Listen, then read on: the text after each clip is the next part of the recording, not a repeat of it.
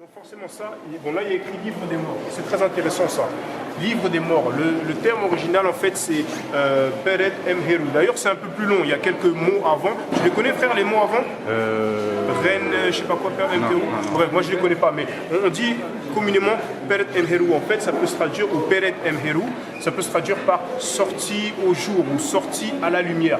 Eux ils ont appelé ça livre des morts parce qu'ils trouvaient les papyrus dans les sarcophages, donc ils ont associé ça aux morts. Et c'est le nom malheureusement qu'on emploie tout le temps, alors que ça n'a rien à voir. C'est par rapport, bon, je ne vais pas rentrer en détail, mais en tout cas, regardez la taille, vous voyez comment ça s'étend.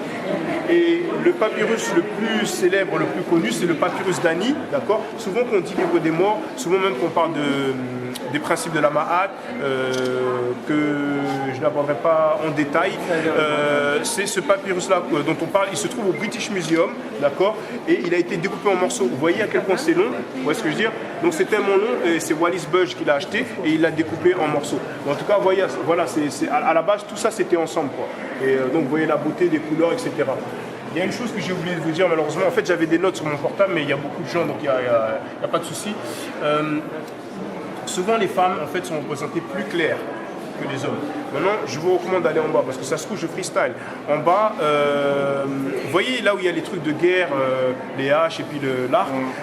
Quand on continue la visite vers la droite, il y a des vases en albastre, il me semble. Mais bref, vers là, vous regardez en bas et il y a écrit que communément, ils utilisaient la peinture jaune pour les femmes et l'ocre rouge pour les hommes. Donc c'était plutôt une habitude, peut-être il y a une signification symbolique, ça je ne sais pas. Mais c'est bien tenir ça en compte parce que certains pourraient faire l'argument que oui, bon ok, les Égyptiens, ils sont bruns, ils sont soi-disant noirs, mais regarde les femmes, ils épousaient des femmes étrangères, les femmes étaient blanches. Vous voyez ce que je veux dire? Donc voilà, c'est mon frère. J'ai une petite question par rapport au livre. Une convention, exactement, c'est le mot que j'ai cherché. Merci frère. Parce qu'on associe souvent les livres de mort avec les 10 commandements. Oui, c'est une très bonne question. Il y a une surprise à la fin de toute façon, mais en effet dans le papyrus d'Ani, quand on parle des principes de la Ma'at, en fait il y en a 42.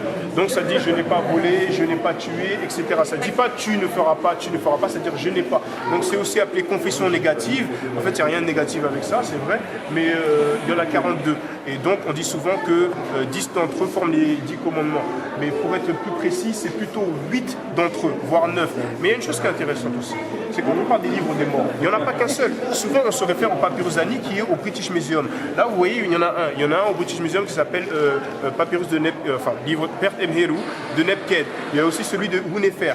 Ils n'étaient pas tous exactement pareils. Vous voyez ce que je veux dire? C'est-à-dire c'est selon la sensibilité de chacun, il choisit telle ou telle incantation, on va dire. Vous voyez ce que je veux dire?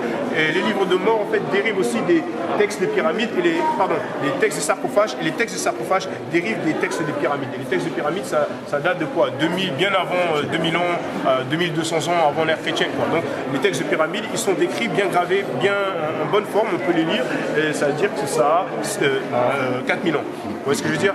Donc forcément, les textes qu'on a comme celui-ci ou comme celui du papyrus d'Ani ne sera pas exactement le même que les textes des pyramides, mais c'est une lignée, c'est une continuité. Vous voyez ce que je veux dire? Voilà. Allez, on va avancer. C'est un peu comme le rap, vous avez le rap old school, tu vois ce que je veux dire, les rappers de light, et après ça change, il y a le dirty south et tout ça. C'est toujours du rap, mais il y a une évolution.